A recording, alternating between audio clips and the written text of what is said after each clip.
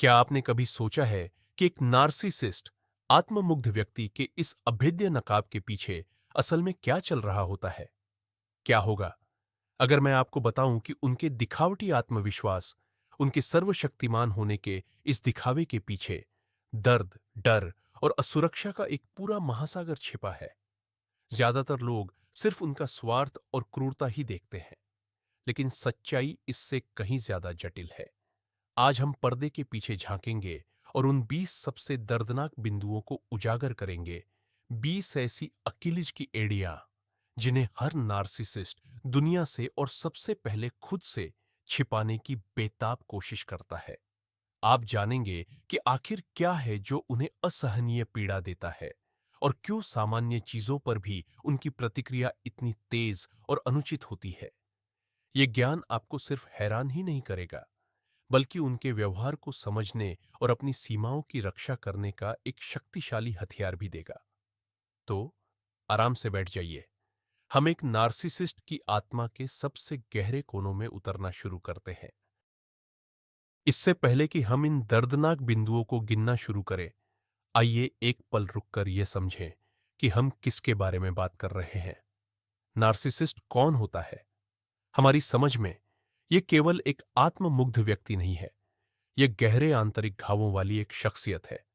कल्पना कीजिए एक ऐसी इमारत की जिसका बाहरी हिस्सा फसाड अविश्वसनीय रूप से सुंदर और भव्य है, लेकिन इस इमारत के अंदर सिर्फ खंडहर और शून्य खालीपन है। नार्सिसिस्ट अपना पूरा जीवन इस दिखावटी बाहरी आवरण, अपने झूठे व्यक्तित्व और उस शानदार छवि को बनाए रखने में खर्च करता है जिसे वह दुनिया को दिखाता है।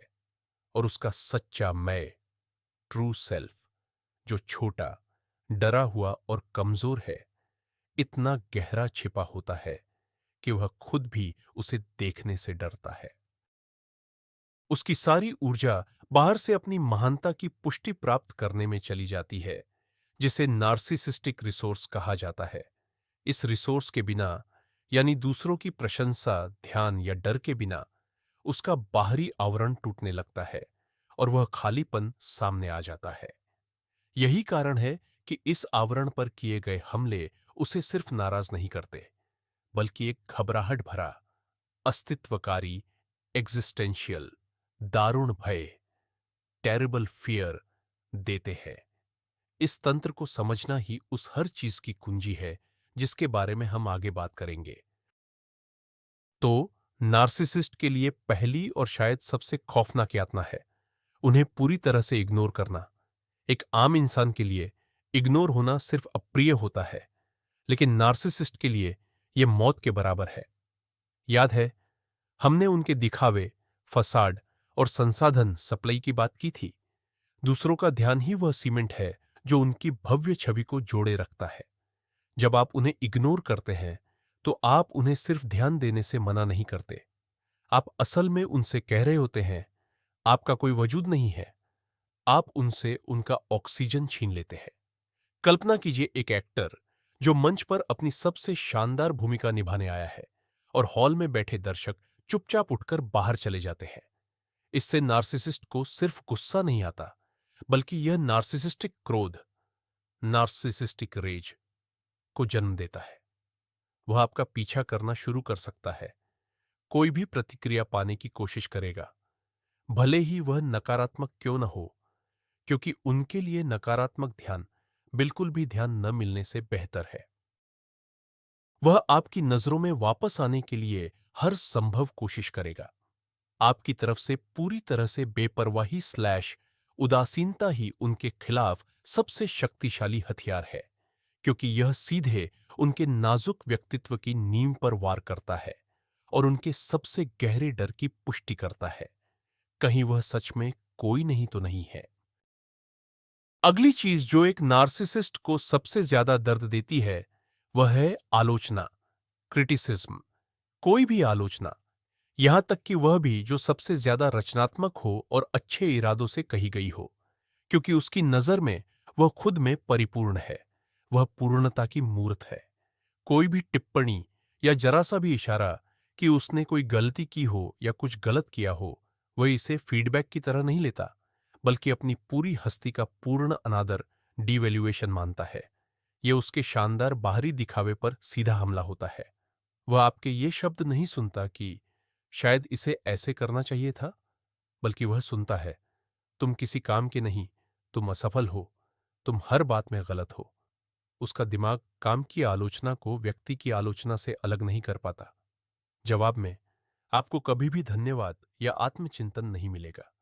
इसके बजाय आपको या तो एक भयंकर हमला मिलेगा जहां वह आपको हर छोटी बड़ी गलती का दोषी ठहराएगा, या फिर वह आपको पूरी तरह से नजरअंदाज करते हुए आपको ही तुच्छ साबित करना शुरू कर देगा। वह यह साबित करने की कोशिश करेगा कि आप ईर्ष्या, मूर्खता या दुर्भावना के कारण उसकी आलोचना कर रहे हैं। अपने गलत होने की बात स्वीकार करना उसके लिए खुद की नाकाबिलियत पर मुहर लगाना है, और उसका अहम, ईगो, यह कभी बर्दाश्त नहीं कर सकता। अब हम नार्सिसिस्ट के सबसे बड़े भयानक डर यानी सार्वजनिक अपमान, पब्लिक ह्यूमिलिएशन की तरफ बढ़ाते हैं। अगर अकेले में की गई आलोचना सिर्फ एक दर्दनाक चुभन है, तो लोगों की आंखों के सामने उसका पर्दाफाश होना या उसका अपमान होना उसके आत्मसम्मान के लिए एक तरह का परमाणु विस्फोट, न्यूक्लियर एक्सप्लोजन है। दर्शकों, ऑडियंस का होना ही उसके शक्ति का मूल स्रोत है। ये वो आईने हैं जिनमें वह अपनी महानता देखता है, और जब इन आईनों में तारीफ की जगह मजाक, घृणा या दया झलकती है, तो उसकी पूरी दुनिया तहस नहस हो जाती है। सबके सामने इज्जत खो देना, मजाक का पात्र बनना या अपनी असक्षमता दिखाना, इसका सीधा मतलब है उस पूरे दिखावे को तोड़ डाच देना जिसे बनाने में उसने अपनी पूरी जिंदगी लगा दी। इस पर नार्सिसिस्ट की प्रतिक्रिया बहुत ही भयानक हो सकती है। वह उस व्यक्ति को कभी माफ नहीं करेगा जिसे वह अपने इस अपमान का कारण मानता है। वह बदला लेगा, बड्ढी चालाकी से, ठंडे दिमाग से और क्रूरता से। वह अपने अपमान करने वाले की प्रतिष्ठा, रेप्यूटेशन नष्ट करने की कोशिश करेगा, अफवाहें फैलाएगा और हर वह काम करेगा ताकि वह दोबारा नियंत्रण और श्रेष्ठता का एहसास वापस पा सके।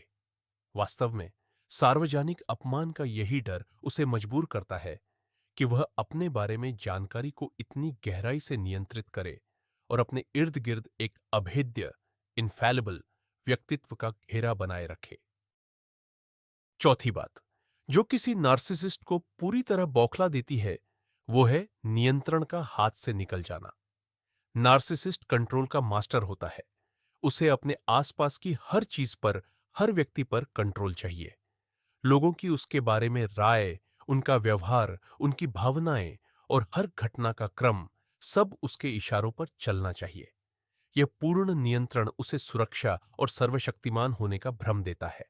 उसे लगता है कि जब तक वो सब कुछ कंट्रोल कर रहा है, तब तक उसका कोई नुकसान नहीं होगा, कोई उसे बेनकाब नहीं कर पाएगा और न ही कोई उसे छोड़कर जाएगा। लेकिन जैसे ही कोई चीज उसके प्लान के मुताबिक नहीं होती, जब लोग उसकी उम्मीदों के विपरीत काम करते हैं या हालात उसके काबू से बाहर हो जाते हैं, तो वह तुरंत पैनिक में आ जाता है। यह घबराहट तेजी से भयानक गुस्से में बदल जाती है।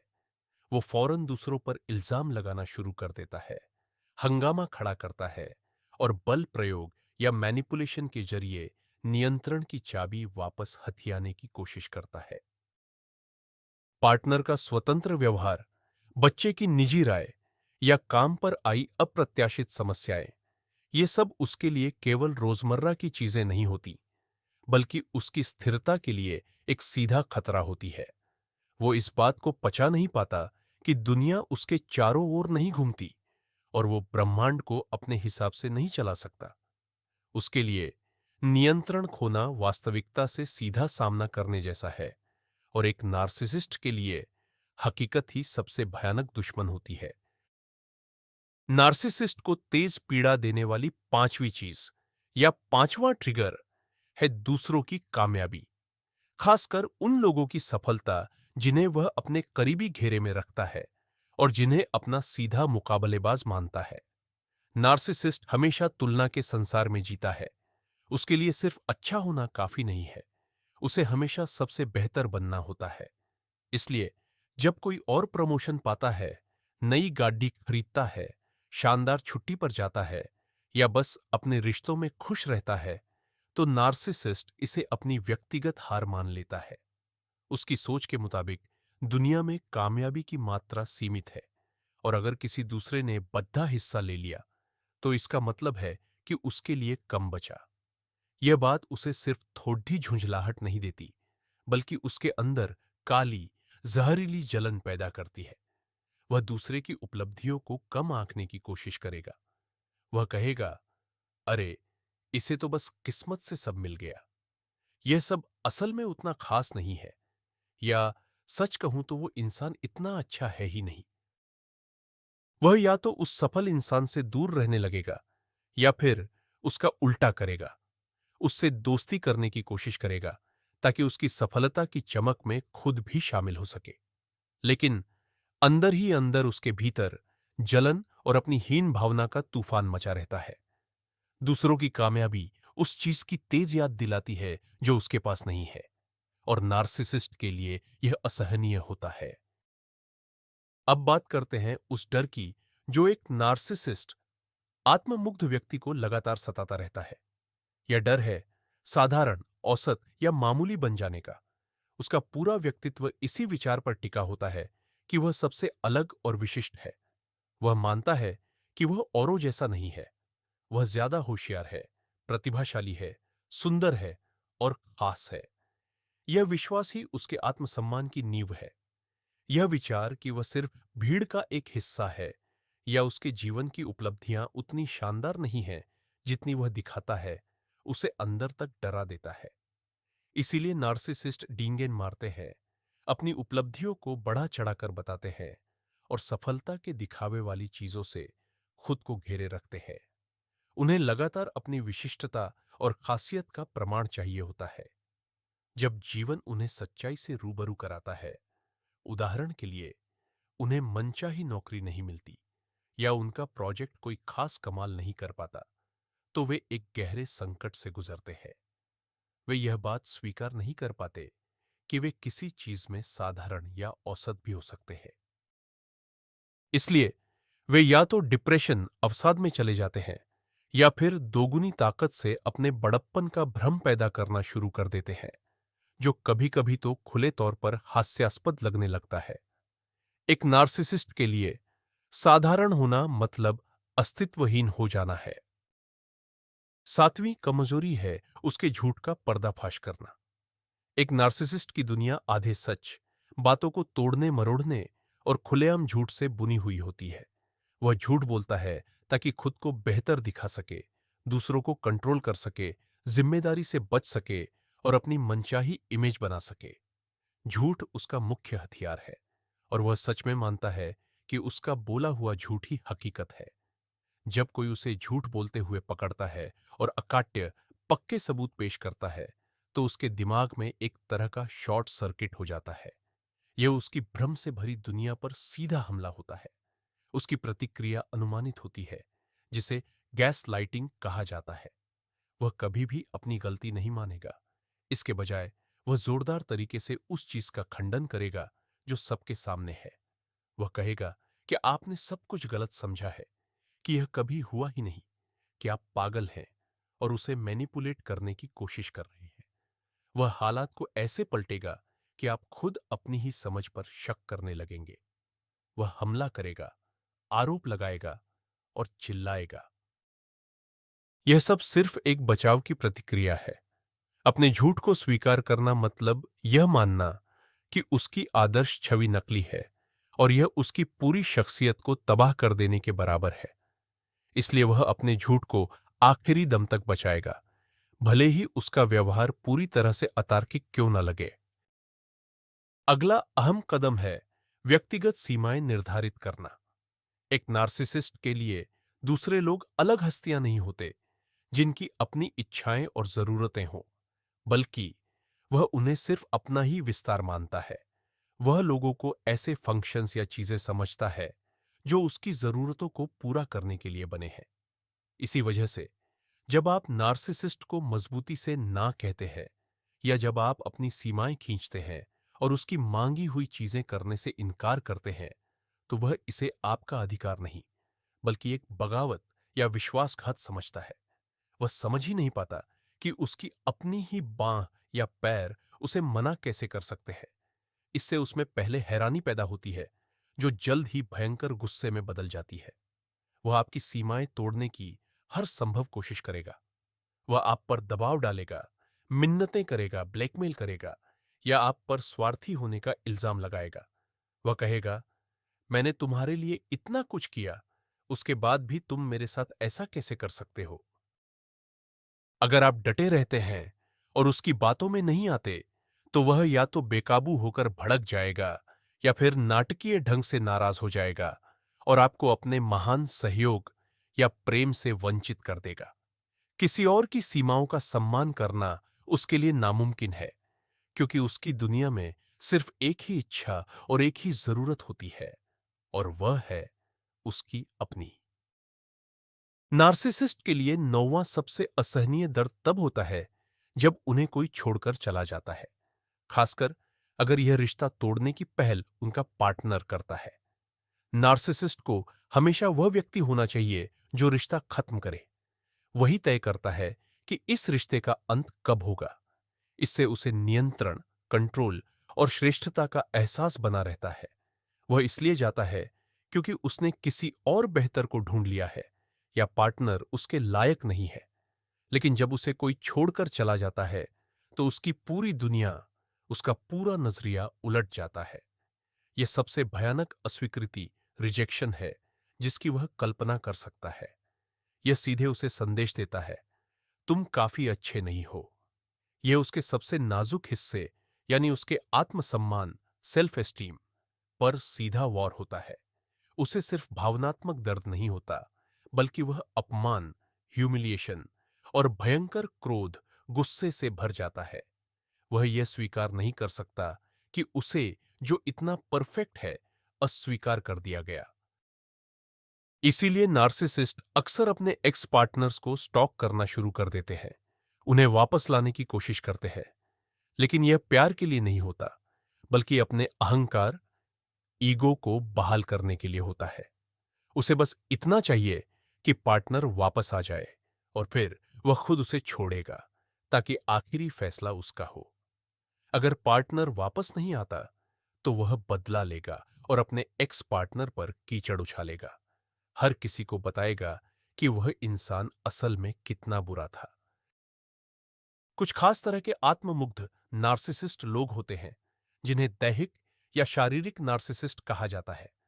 ये वे लोग हैं जो अपनी महानता, अपनी शान को अपनी बाहरी सुंदरता, शारीरिक बल और आकर्षण पर आधारित करते हैं। ऐसे लोगों के लिए एक अपरिहार्य और सबसे डरावना दुश्मन है, वह है समय। उनके लिए उम्र का बढ़ना और आकर्षण का खत्म होना, उनके इस झूठे स्व, फॉल्स सेल्फ की धीमी और दर्दनाक मौत होती है। उनका शरीर उनकी मुख्य संपत्ति है। यह उनकी आत्ममुग्धता को पोषण देने वाला सबसे बड़ा स्रोत होता है। वे अपनी सुंदरता, अपने यौन आकर्षण और अपनी चुस्त दुरुस्त काया के कारण लोगों की प्रशंसा बटोरते हैं। और जब पहली झुर्रियां आती है, जब बाल सफेद होने लगते हैं, जब शरीर अपनी कसावट खोने लगता है, तो वे गहरी घबराहट में आ जाते हैं। यह चीज उनके लिए एक जुनून बन जाती है। वे प्रकृति को धोखा देने की कोशिश में कॉस्मेटिक प्रक्रियाओं और प्लास्टिक सर्जरी पर बेतहाशा पैसा खर्च कर सकते हैं, खुद को कठोर डाइटिंग और थकाने वाली कसरत से परेशान कर सकते हैं। वे अपनी जाती हुई जवानी को पकड़ने की हताश कोशिश करते हैं, क्योंकि बाहरी आकर्षण के बिना उन्हें लगता है कि वे खाली हैं और किसी काम के नहीं। वे जीवन के इस प्राकृतिक चक्र को स्वीकार नहीं कर पाते, क्योंकि वे अपनी सुंदर बाहरी खोल के अलावा खुद में कोई और मूल्य नहीं देख पाते। ये वाकई एक दुखद दृश्य होता है, जब किसी व्यक्ति का पूरा व्यक्तित्व शीशे में दिख रही उसकी छवि का बंधक बनकर रह जाता है। 11वां पॉइंट है पैसों से जुड़ी नाकामियां। कई नार्सिसिस्टों के लिए, खासकर उन इंटेलेक्चुअल यानी सेरेब्रल या एलिट टाइप के लोगों के लिए, पैसा और रुतबा सीधे तौर पर उनकी व्यक्तिगत कीमत, वैल्यू के बराबर होते हैं। दौलत सिर्फ आराम भरी जिंदगी जीने का जरिया नहीं है, यह उनकी श्रेष्ठता, बुद्धिमत्ता और सफलता का प्रमाण होती है। यह दूसरों पर हावी होने और नियंत्रण, कंट्रोल रखने का एक औजार है। इसलिए चाहे कोई वित्तीय घाटा हो, कोई खराब इन्वेस्टमेंट हो, दिवालियापन, बैंकरप्सी हो, या बस इनकम में कमी, वे इसे ब्रह्मांडीय, यूनिवर्सल पैमाने की आपदा मानते हैं। यह केवल पैसों का नुकसान नहीं है, यह उनकी इज्जत का नुकसान है, उनके रुतबे का नुकसान है, यह उनकी पहचान का एक हिस्सा खो देना है। वे अपनी वित्तीय समस्याओं को आखिरी दम तक छिपाकर रखेंगे, ताकि यह भ्रम बना रहे कि सब ठीक है। वे बड़े बड़े कर्ज ले सकते हैं, सिर्फ इसलिए ताकि वे शान और शौकत से जी सके और लोगों की आंखों में धूल झोंक सके। उनके लिए यह स्वीकार करना अकल्पनीय है कि वे वित्तीय रूप से बर्बाद हो गए हैं। इसका मतलब होगा खुद को एक असफल व्यक्ति मानना, और नार्सिसिस्ट के लिए इससे बुरा कुछ नहीं होता। वे अपनी समस्याओं के लिए किसी को भी दोष दे देंगे, सरकार को, पार्टनर को, आर्थिक संकट को, लेकिन वे अपनी खुद की गलती या दूरदर्शिता की कमी को कभी स्वीकार नहीं करेंगे। एक ऐसे पौधे की कल्पना कीजिए जिसे पानी न दिया जाए। वह मुरझा जाता है, सूख जाता है और आखिरकार मर जाता है। ठीक ऐसा ही एक नार्सिसिस्ट, आत्ममुग्ध व्यक्ति के साथ होता है जब उसे तारीफ या प्रशंसा नहीं मिलती। यह उसके लिए पानी है, उसकी धूप है। ध्यान, तारीफ, चापलूसी और अनुमोदन की इस लगातार धारा को नार्सिसिस्टिक सप्लाई, आत्ममुग्धता की खुराक कहा जाता है। और जब यह धारा सूख जाती है, तो नार्सिसिस्ट को असली क्रैश या बेचैनी महसूस होने लगती है। वह चिड़चिड़ा हो जाता है, चिंतित रहने लगता है, या फिर सुस्ती और डिप्रेशन में चला जाता है। वह पूरी तरह से नए सप्लाई स्रोतों की तलाश में लग जाएगा। वह ध्यान आकर्षित करने के लिए, भले ही नकारात्मक हो, झगड़े या विवाद भड़काना शुरू कर सकता है, या दया पाने के लिए दिखावटी तरीके से पीड़ित होने का नाटक कर सकता है। वह पुराने जान पहचान वालों को फोन करेगा, सोशल मीडिया पर भड़काऊ तस्वीरें डालेगा, सब कुछ करेगा ताकि कम से कम कोई तो उस पर ध्यान दे और उसकी अहमियत की पुष्टि करे। उसके लिए प्रशंसा के बिना जीवन खाली और अर्थहीन है। वह एक ऐसे वैम्पायर की तरह है जिसे जीवित रहने के लिए दूसरों की ऊर्जा की जरूरत होती है। इसलिए उसे अकेले रहने से बहुत डर लगता है, शारीरिक रूप से नहीं, बल्कि इस मायने में कि उसके पास कोई दर्शक न हो जो उसकी प्रशंसा कर सके। एक और बात जो नार्सिसिस्ट को अंदर तक घायल कर देती है, वह है किसी से अपनी तुलना होते देखना, खासकर जब वह तुलना उसके पक्ष में न हो। जैसा कि हमने पहले कहा, नार्सिसिस्ट को हर चीज में सर्वश्रेष्ठ होना अनिवार्य लगता है। जब कोई सीधे या घुमा फिराकर यह बताता है कि कोई दूसरा व्यक्ति उससे ज्यादा बुद्धिमान है, ज्यादा प्रतिभाशाली है, सफल है, या बस उसने किसी काम को बेहतर ढंग से किया है, तो नार्सिसिस्ट को भयंकर गुस्सा आता है। वह इस बात का जरा सा भी संकेत बर्दाश्त नहीं कर सकता कि वह नंबर वन नहीं है। उदाहरण के लिए, यदि बॉस उसके किसी सहकर्मी की तारीफ कर दे, तो नार्सिसिस्ट इसे अपने ऊपर व्यक्तिगत अपमान समझता है। वह तुरंत ही उस सहकर्मी में नुक्स निकालने लगेगा, उसके काम को नीचा दिखाएगा और यह साबित करने की कोशिश करेगा कि असल में वह उससे कहीं ज्यादा बेहतर है। वह कहेगा, अरे, उसने क्या ही कर लिया, मैं तो उससे 100 गुना बेहतर कर सकता था, बस मुझे मौका नहीं मिला। यह एक बचाव तंत्र, डिफेंस मैकेनिज्म है, जो उसे अपनी श्रेष्ठता के भ्रम को बनाए रखने में मदद करता है। वह दूसरों की सफलता से खुश नहीं हो सकता, क्योंकि उसकी आंखों में किसी और की सफलता स्वतः ही उसके अपने मूल्य को कम कर देती है। उसके लिए दुनिया एक निरंतर प्रतिस्पर्धा है और उसे किसी भी कीमत पर जीतना है, भले ही इसके लिए उसे अपने आसपास के सभी लोगों को नीचा दिखाना या गिराना पड़े। 14वीं बात, जो आपको मामूली लग सकती है लेकिन एक नार्सिसिस्ट के लिए बेहद तकलीफदेह होती है, वो है जब उसे गंभीरता से नहीं लिया जाता। नार्सिसिस्ट खुद को एक बहुत खास और अत्यधिक महत्वपूर्ण इंसान मानता है। उसके विचार, विलक्षण, जीनियस है। उसके चुटकुले बेहद मजेदार और उसकी कहानियां अविश्वसनीय रूप से दिलचस्प होती हैं। वह उम्मीद करता है कि हर कोई उसकी बातें सांसें रोककर सुनेगा और उसके हर शब्द को पूरी श्रद्धा और सम्मान देगा। इसलिए जब कोई उस पर मजाक करता है या उसकी महान योजनाओं पर व्यंग्य करता है या फिर उसके लंबे भाषण मोनोलॉग के दौरान बस ध्यान भटकाता है, तो वह तुरंत आगबूला हो जाता है। वह इसे अपमान और तुच्छ समझने की सबसे बड़ी हद मानता है। उसमें आत्मविनोद, सेल्फ आयरनी बिल्कुल नहीं होता। वह खुद पर हंस नहीं सकता। उसके लिए उसके ऊपर किया गया हर मजाक उसे नीचा दिखाने की कोशिश होती है। जवाब में वह या तो हंगामा खड़ा कर सकता है और आपको बदतमीजी का इल्जाम लगा सकता है, या फिर मन में बैर रखकर बाद में आपसे बदला लेने की योजना बना सकता है। उसे इस बात की सख्त जरूरत होती है कि लोग उसे गंभीरता से लें, क्योंकि मन की गहराई में वह खुद अपनी अहमियत पर विश्वास नहीं करता और उसे डर होता है कि कहीं दूसरे यह न देख लें कि राजा तो नंगा है। एक आत्ममोही इंसान, नार्सिसिस्ट, हमेशा यही चाहता है कि उसके अपने लोग, जैसे कि साथी या बच्चे, पूरी तरह से उस पर निर्भर रहे, चाहे वह भावनात्मक रूप से हो, आर्थिक रूप से हो या सामाजिक रूप से। यह निर्भरता उसे दूसरों पर हावी होने और नियंत्रित करने की शक्ति देती है। इसलिए जब उसका पार्टनर, बच्चा या कोई दोस्त उसकी भागीदारी के बिना आजादी दिखाने लगता है और तरक्की करने लगता है, तो नार्सिसिस्ट के अंदर गुस्सा और डर एक साथ आने लगता है। वह इसे सीधे तौर पर अपने लिए खतरा मानता है। अगर यह करीबी व्यक्ति आत्मनिर्भर हो गया, तो वह उसे छोड़कर जा सकता है। उसे अब नार्सिसिस्ट की कोई जरूरत नहीं रहेगी और इस तरह नार्सिसिस्ट अपने संसाधनों के स्रोत और अपने नियंत्रण दोनों को खो देगा। यही वजह है कि वह अक्सर जानबूझकर अपने करीबियों की तरक्की में रुकावट डालता है। वह उनकी उपलब्धियों को कम करके आंक सकता है, जैसे कि अरे, ये कैसी तरक्की, वहां तो बस 2 कौड़ी मिलती है। वह उनके प्रयासों की आलोचना कर सकता है, यह कहकर कि तुमसे वैसे भी कुछ नहीं हो पाएगा, या फिर वह उन्हें दोषी महसूस करा सकता है। तुम अपना सारा समय अपने काम पर लगा रहे हो और मैं यहां अकेला हूं। वह कोशिश करता है जिससे वह उस व्यक्ति को अपने पास रख सके और उसकी निर्भरता बनाए रख सके।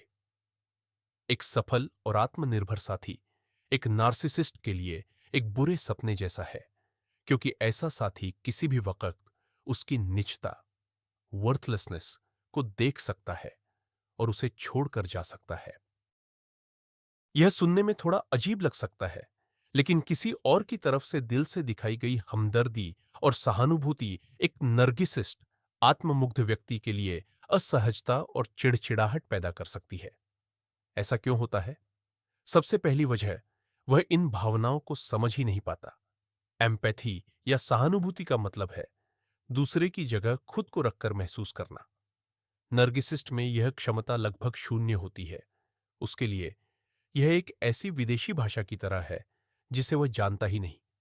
वह भावनाओं का प्रदर्शन तो देखता है, लेकिन उनके असली मायने नहीं पकड़ पाता और यही बात उसे डराती है। दूसरी वजह यह है कि सच्ची दयालुता और हमदर्दी उसे उसकी अपनी कमी का एहसास कराती है। उसे यह याद आता है कि वह खुद इस तरह की भावनाओं को महसूस नहीं कर सकता। यह चीज उसके अंदर के खालीपन को उजागर कर देती है। तीसरी बात, वह सहानुभूति को कमजोरी मानता है। उसकी क्रूर दुनिया में जहां हर कोई अपना दबदबा बनाने की होड़ में है, वहां हमदर्दी दिखाना एक बर्दाश्त न की जा सकने वाली विलासिता है। वह ऐसे लोगों से नफरत भी कर सकता है जो एम्पैथी दिखाते हैं। वह उन्हें भोला या नासमझ समझता है, जिनका आसानी से फायदा उठाया जा सकता है। इसीलिए आपकी हमदर्दी के जवाब में वह ठंडा, व्यंग्यात्मक या यहां तक कि आक्रामक तरीके से प्रतिक्रिया दे सकता है। ऐसा वह केवल इसलिए करता है ताकि वह खुद को सच्चे इंसानी एहसासों की उस अनजान और पराई दुनिया से बचा सके। क्या होता है जब कोई व्यक्ति जो नार्सिसिस्टिक शोषण का शिकार हुआ है, अंततः हिम्मत जुटाकर वहां से निकल जाता है और एक नई शुरुआत करता है? वह गुस्से, दर्द और नाराजगी के चरणों से गुजरती है। लेकिन इस उपचार हीलिंग का अंतिम परिडिड हाव है उदासीनता, इंडिफरेंस। और यही उदासीनता साथ ही नार्सिसिस्ट को नहीं बल्कि खुद को माफ कर देना नार्सिसिस्ट को सबसे ज्यादा तकलीफ देता है। जब तक आप उससे नफरत करते हैं, जब तक आप पीड़ित होते हैं, तब तक आप भावनात्मक रूप से उससे जुड़े हुए हैं। वह अभी भी आपके दिमाग में एक जगह बनाए हुए है। उसे आपसे रिसोर्स मिल रहा है, भले ही वह नकारात्मक ही क्यों न हो। लेकिन जब आप उसके प्रति पूरी तरह से बेपरवाह हो जाते हैं, जब उसे भड्डे दिचकाने की उसकी कोशिशें काम करना बंद कर देती है, जब आप अपनी खुशहाल जिंदगी जीते हैं और उसे याद भी नहीं करते हैं, तो यही उसके लिए वास्तविक हार है। इसका मतलब है कि उसने आप पर से अपना नियंत्रण पूरी तरह खो दिया है। वह अब आपकी भावनाओं से पोषण नहीं ले सकता।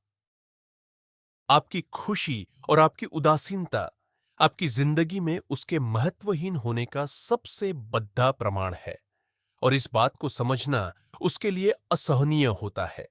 उसे आपकी असलियत से मिटा दिया गया है। और जैसा कि हम जानते हैं, यही उसका सबसे बद्धा डर है।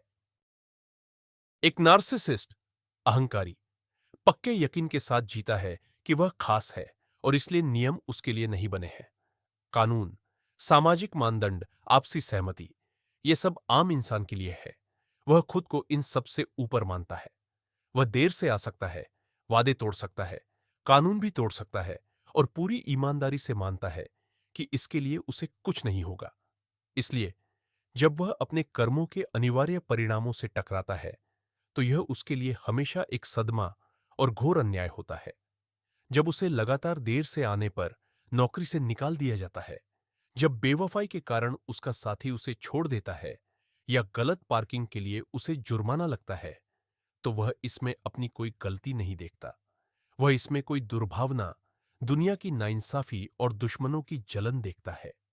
वह चिल्लाएगा कि उसे फंसाया गया है, कि सब उसके खिलाफ है। वह अपने कार्य और उसके परिणाम के बीच कार्य कारण संबंध स्थापित करने में असमर्थ होता है। अपने कार्यों की जिम्मेदारी लेने की जरूरत उसकी सर्वशक्तिमानता और दंड से मुक्ति के भ्रम को तोड़ देती है। और यह चीज उसे बहुत दर्दनाक तरीके से आसमान से जमीन पर वापस ले आती है। अपनी अजेयता का मुखौटा पहनने के बावजूद एक नार्सिसिस्ट भी किसी आम इंसान की तरह कभी-कभी बीमार पड़ता है, थकता है और उसे मदद की जरूरत होती है। लेकिन अपनी कमजोरी के इन पलों को वह बहुत मुश्किल से झेल पाता है। बीमारी, कमजोरी या मदद के लिए गुहार लगाना, ये सब उसके लिए तुच्छता और बेअसर होने के संकेत है। यह उसके शक्तिशाली, स्वतंत्र और अतिमानव होने की बनाई गई छवि को पूरी तरह ध्वस्त कर देता है। इसीलिए जब कोई नार्सिसिस्ट बीमार पड़ता है, तो वह अक्सर असहनीय हो जाता है। वह या तो अपनी बीमारी को नकार देता है और हमेशा की तरह व्यवहार करता रहता है, जिससे उसकी हालत और बिगड़ जाती है, या फिर वह दूसरी चरम सीमा पर पहुंच जाता है। वह हर पल ध्यान की मांग करने लगता है, एक सन की तानाशाह बन जाता है और अपनी बीमारी को मैनिपुलेशन के हथियार के तौर पर इस्तेमाल करता है, ताकि दूसरों में अपराधबोध पैदा कर सके। उसे दूसरों पर निर्भर होना सख्त नापसंद है। वह लाचार महसूस करने से नफरत करता है। यह सब उसे उस कमजोर आंतरिक बच्चे की याद दिलाता है, जिसे उसने इतनी सावधानी से छिपा रखा है। इसलिए वह जल्द से जल्द अपनी ताकत और नियंत्रण की भावना वापस पाने के लिए कुछ भी करेगा, भले ही इसके लिए उसे अपने आसपास के सभी लोगों पर जुल्म या तानाशाही करनी पड़े। और अंत में 20वां पॉइंट, नार्सिसिस्ट का सबसे गहरा, सबसे अस्तित्वगत डर है सच्चा अकेलापन। यह सिर्फ कमरे में अकेले होने की बात नहीं है, यह पूरी मानवता से गहरे, मर्मभेदी अलगाव की भावना है। नार्सिसिस्ट गहरी भावनात्मक संबंध बनाने में असमर्थ होता है। वह न तो सच में प्यार कर सकता है, न दोस्ती निभा सकता है और न ही किसी के प्रति सहानुभूति रख सकता है। उसके सभी रिश्ते सतही और केवल काम निकालने वाले होते हैं। वह लोगों का इस्तेमाल तो करता है, लेकिन उनसे आत्मिक रूप से कभी नहीं जुड़ता। और चुप्पी के उन दुर्लभ पलों में जब उसके आसपास कोई दर्शक नहीं होता, जब विचलित होने के लिए कुछ नहीं होता, तब उसका सामना खुद के अंदर की उस कंपा देने वाली शून्यता से होता है। उसे एहसास होता है कि वह इस ब्रह्मांड में अकेला है, कि कोई भी उसे वास्तव में नहीं जानता और न ही प्यार करता है। यह पूर्ण अलगाव की भावना इतनी भयानक होती है कि वह तुरंत इसे दबाने की कोशिश करता है। शराब से, काम से, नए शिकारों की तलाश से या किसी भी चीज से वह लगातार इस आंतरिक खालीपन से भागता रहता है। यही कारण है कि वह लोगों से इतनी बेसब्री से चिपटा रहता है, क्योंकि उसे खुद के साथ अकेले रहने और यह समझने का डर है कि उसके भव्य मुखौटे के पीछे वास्तव में कोई नहीं है और कुछ भी नहीं है। तो हमने मिलकर नार्सिसिस्ट के कवच में मौजूद 20 कमजोरियां, 20 दर्दनाक दरारें समझी। और इससे हमें क्या पता चलता है? सर्वशक्तिमान होने और महानता के इस मुखौटे के पीछे कोई खतरनाक राक्षस नहीं छिपा है, बल्कि एक डरा हुआ, हमेशा भूखा और हद से ज्यादा असुरक्षित बच्चा है, जो एक वयस्क के शरीर में फंसा हुआ है। यह वो बच्चा है जिसे बाहर से लगातार अपने अस्तित्व की पुष्टि की सख्त जरूरत है, क्योंकि अंदर उसके पास एक गहरा खाली शून्य खोखलापन है। इन तंत्रों, मैकेनिज्म को समझना नार्सिसिस्ट पर दया करने या उनके विनाशकारी व्यवहार को सही ठहराने का बुलावा नहीं है। हरगिज नहीं। उनका दर्द उनकी जिम्मेदारी है। लेकिन यह जानकारी आपको ताकत देती है। यह आपको एक भ्रमित पीड़ित विक्टिम से एक जानकार दर्शक, ऑब्जर्वर में बदल देती है। आप उसकी महानता नहीं, बल्कि उसकी कमजोरी देखना शुरू कर देते हैं। आप समझते हैं कि उसका गुस्सा और उसके हमले आपकी गलती नहीं है, बल्कि यह उसकी अपनी पीड़ा, अगोनी है। और यही ज्ञान आपको भावनात्मक रूप से शामिल न होने, अपनी सीमाएं बनाए रखने और अंततः आजादी पाने की अनुमति देता है। इस मुश्किल लेकिन महत्वपूर्ण वीडियो को अंत तक देखने के लिए आपका बहुत बहुत धन्यवाद। अगर यह विषय आपके लिए उपयोगी था, तो कृपया लाइक करें और चैनल को सब्सक्राइब करें, ताकि आप नए विश्लेषण, नए वीडियो को न चूकें। और हाँ, घंटी के आइकन, बेल आइकन को जरूर दबाएं। और अब आपके लिए एक सवाल। आप व्यक्तिगत रूप से नार्सिसिस्ट की इनमें से कौन सी कमजोरियों से गुजरे हैं? उनकी कौन सी प्रतिक्रिया आपके लिए सबसे अप्रत्याशित, अनएक्सपेक्टेड थी? अपनी कहानियां कमेंट्स में साझा करें। आइए इस पर एक साथ चर्चा करें और एक दूसरे का समर्थन करें।